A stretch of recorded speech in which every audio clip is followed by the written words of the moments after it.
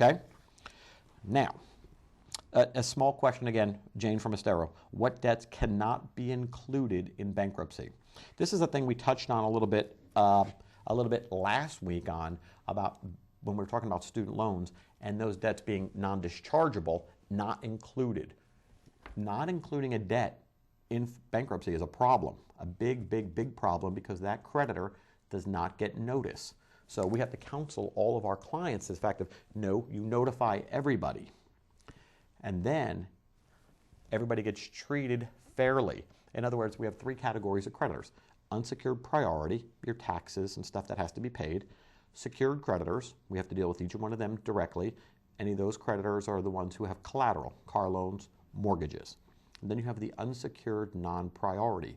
These are the ones who are on the, kind of like the lowest rung of the ladder. And we're going to deal with them in a group.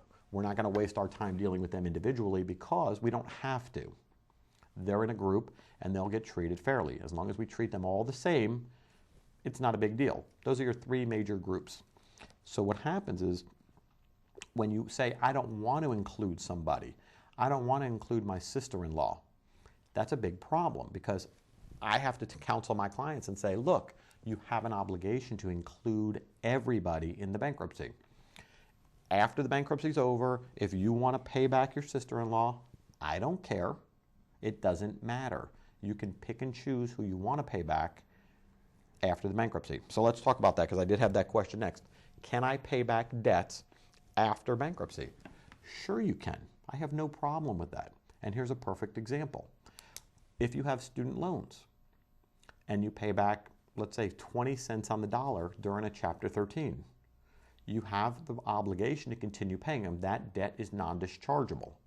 Now the debt to your aunt, let's say you owe your aunt $1,000.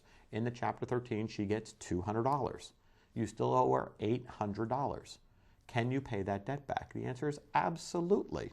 And I know you're going to. Everybody in the world knows you're going to pay that debt back. The biggest question I get is about doctors. Can I continue to pay my doctor?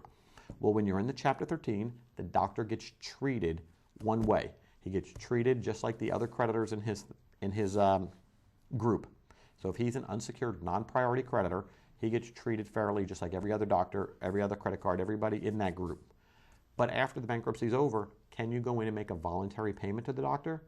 Absolutely. Now the doctor could at that point in time say, no, I can't take this. Or if it's a voluntary payment, he can say thank you and say, yes, I will take the payment. Or you can say, you know, I don't want to pay you anymore. I can pay you in a reduced amount. It doesn't matter. As long as you don't sign a reaffirmation agreement, you can pay back $20 a week or for the rest of your life if you want to. I'm not worried about it. What I am worried about is taking care of that debt in the bankruptcy and you doing everything you're supposed to do to be entitled to your bankruptcy discharge. As long as you get that discharge, I've done my job. Make sure you're protected, your legal rights are protected going forward.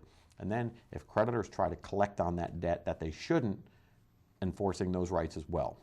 So it was a great question, by the way. I want to say thank you. It was Jane. So that was a real good question. I don't think it's something that we ever, covered like that on the show before. So I'm really glad about that and happy about that.